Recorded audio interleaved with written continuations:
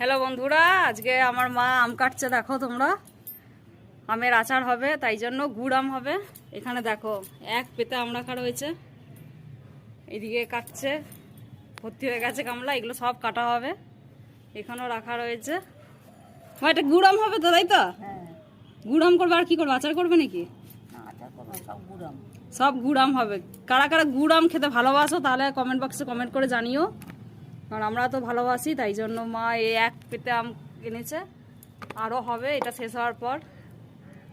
আর কারোর যদি আমের গাছ থাকে, তোমরা আমাদেরকে আমটা গিফট করতেও পারো, আমরা আমের গুড় আম খাবো। অনেকের আম গাছ আছে, আমাকে অনেকে আম দেবে বলেছে, তা আমাদেরকে আম দিয়ে দিও, আমরা কখনো মানা করবো না যে দেবেন না। এরকম আমাদের আম কাটা চলছে, গুড় আম হবে, সেই জন্য আমার মা কাটছে। দেখো মা, এইগুলো সব হবে তো? এই দেখো, এই আমগুলো সব হবে। এখন আমার মা কত আম নিয়ে বসেছে দেখো।